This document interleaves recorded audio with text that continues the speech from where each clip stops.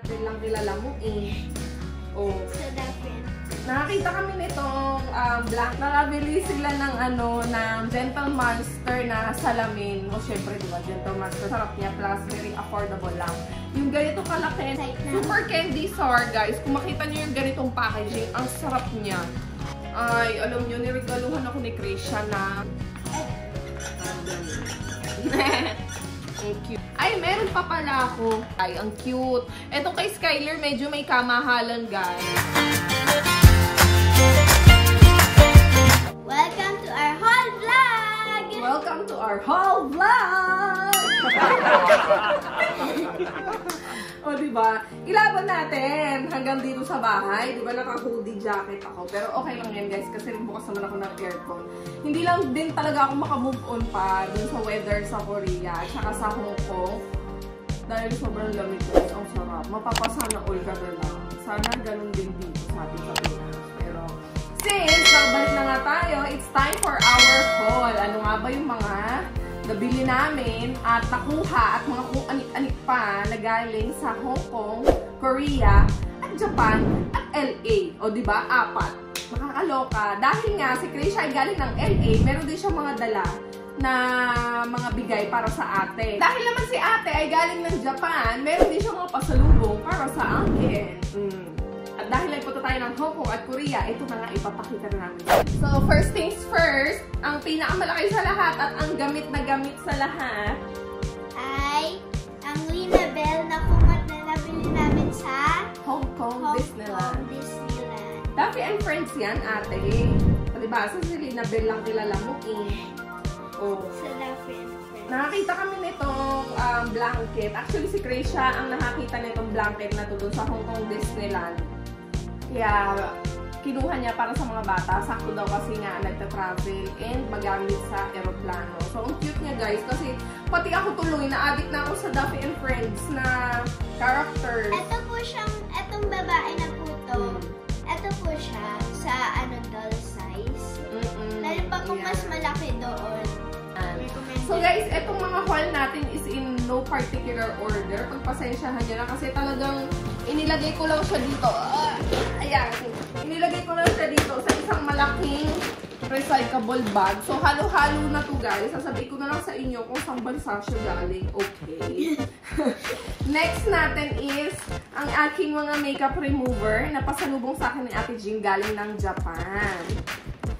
Okay, so kung katulad ko kayo na mahilig mag-makeup at naghahanap ng magandang makeup remover, mas magandang gamitin is yung mga oil cleanser. Ayan. Ang gamit ko is yung Senka na all clear oil makeup cleanser. So, sa Japan ko lang to nakikita. Una ko siyang nabili dun sa Japan, sa Daiso, nung nag-Fukuoka.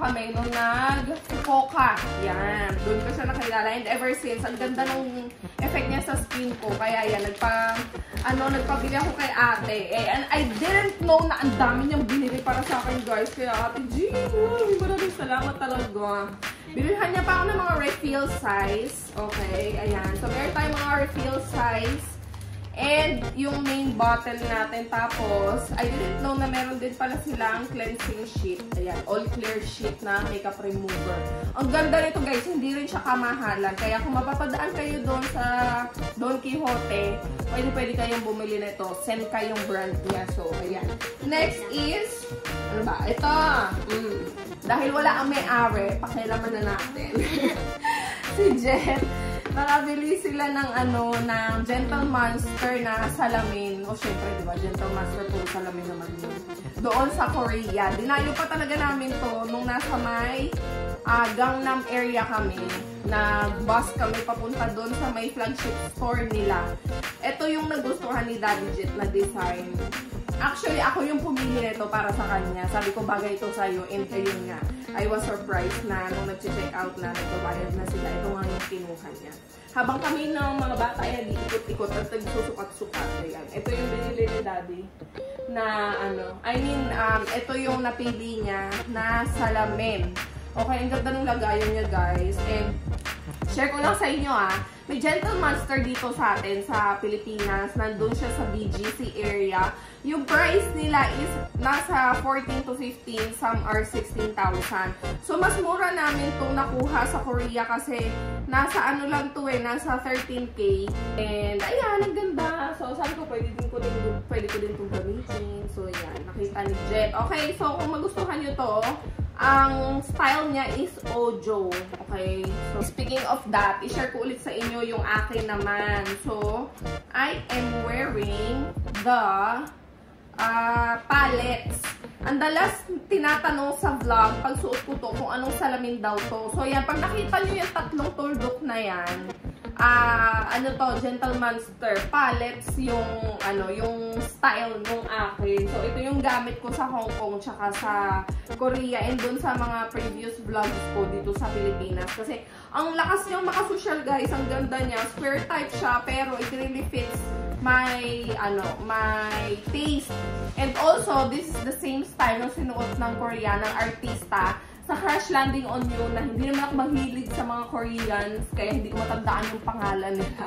Hindi ako mahilig sa mga celebrity guys kaya hindi ko matandaan yung pangalan. Actually, I was surprised nung pinili ko to doon sa Gentle Monster sa BGC. Sinabi nung sales lady na ito nga daw yung suot ni Kineme Boom Boom doon sa Crash Landing on You. So, okay, next is etong mga toiletries ni Daddy Jet. Galing ko ng Amerika. Pasalubong ni Krisha. So, mga Abercrombie & Fitch na body wash. Meron siyang body spray. Meron din siyang body lotion na I don't think gagamitin dito kasi hindi naman siya mahilig body lotion. Tapos, next natin ay this one! So, dahil nga, nagpunta kami ng Don Quijote sa Hong Kong, guys. Ayan, dun sa mga hindi nakakaalam, meron pong Don Quijote sa Hong Kong. Ako na first time ko lang din nalaman. Sinabi lang sa akin ni Krisha. Kaya pinuntahan namin, dun kami namili ng mga ibang items na dinala namin sa Korea. Especially yung hindi, meron pa tayo dito. Ito, yan, yung hot pack. Pang siya, pang init siya. So, galing to doon sa Don Quijote, Japanese brand siya, yan. Ginagano siya sa kamay, tapos umiinit siya. Para siyang merong mga beads sa loob na hindi ko rin mawaray kung paano. Basta every time na nirurab mo siya, mainit siya. Kaya sinusuot namin siya sa loob ng gloves namin pag pag lumalabas at namamasyal na doon siya sa loob ng gloves. Or sila Sky nasa loob ng pocket nila, tapos pinapaloob nila yung kamay nila doon. And also, I got myself an eyeliner. Siyempre, favorite ko to, yung Kiss Me ng Heroin Make na eyeliner. Yan. Okay, next are some pasalubongs. Ito, ang dami ko talagang binili. Yung HBAF na Honey Butter Almond. Ayan. Ang dami din itong nag-suggest. Especially may kumari na si Kat. Sinuggest niya dahil galing sila ng Korea. Ito nga doon, bilhin pasalubong kasi super sarap niya. Plus, very affordable lang. Yung ganito kalaki na 130 grams, nasa 160 pesos lang siya dito sa atin. And then, ito, nabili ko din to dun sa Don Quijote, yung For to Cool Pink Patch, diba? Nakita niyo na yun, ginamit ko na yun sa vlog. Ang sarap niya sa likod, guys. Galing yan sa Don Quijote sa Japan. Okay. So, yan. Dami namin kinuha. Mga candies. Korean candies na Haichu ang brand niya. Tsaka Crown. Okay, next. Ito pala. Kumuha din ako nito kaya lang doon palang binuksan na ni Sky. Nakakaloka. Super candy sour, guys. Kung makita niyo yung ganitong packaging, ang sarap niya. Ayan. Binili to ni Grisha sa CU. Dapat lalaruin namin to doon. Nung nasa Korea pa kaya long girl. Wala nang time. So, yan. Gawa natin to ng video yung Dalgona. Let me know how. Kaya gawa natin ng reel. Okay, next. Pantalon. Binilan ako ni ate ng pantalon nung nagpunta kami sa my Hongdae. Ayan. I would suggest you guys visiting Hongdae kasi sobrang ang haba. Tapos ang daming mga tindahan sa gilid, halo-halo mga damit, mga accessories, mga sapatos, mga trinkets, mga phone cases, palawit, toys, and all. Lahat nandun na, pati mga kainan and all that. Ayan, ito yung pantalon na. Ito naman, mga nabili ni Krisha. Nagpunta si Krisha sa body shop sa Hong Kong. Tapos nabudol siya. Siyempre, nabudol na rin ako. Ayan. Ito yung oil na ginagamit namin sa Korea kasi nga sobrang lamig, guys. Ayokong gumamit ng lotion kasi feeling ko hindi siya kakayanin. Kaya naghanap si Kingay ng body oil. So, ito yun. Nakita namin. The Body Shop Boost Shine On Hair and Body Oil. Sobrang bango niya, guys. At saka, very effective nga naman talaga. Araw-araw namin itong ginagamit. Sa gabi, tapos sa umaga, yun, magbibihis na kami para hindi siya ganun kalagkit. At saka naka-prep na yung skin, kumbaga na-absorb na niya, very moisturized na yung skin. Ito, yung pang massage melt siya. Para siyang, yung consistency niya, parang pang Vicks. Okay, next natin, ayan. Kung nakita niyo yung story ko na nag-snowfall doon sa Korea, first time namin yun maka-experience, guys. Ayan, may pinuntahan kami doon village. Sabi ni Kingay, ano daw yun, parang old village siya. Tapos, turn nila into a commercial area. Lahat doon mga tindahan ng mga pagkain, mga damit, ganyan, nandun sila. Tapos, merong local seller doon ng candles, reeds, at saka perfume. Pinuntahan namin kasi nag-amoy-amoy kami, you know. As a candle maker, syempre, no, inalam natin kung magbabango yung mga scents nila. Pero, ang nakuha namin is yung pabango. Meron si Jetty, ginamit na niya, kaya hindi ko na malaman kung nasaan. Mabango din yung kay Daddy, balsam. Tapos, balsam ba yun kay Papa? Sa akin is Jasmine and Hyacinth. Ay, alam nyo, niregaluhan ako ni Krisha ng apron. Ito yung apron na parang ayaw mong gamitin. Kasi ayaw mo siya madumihan.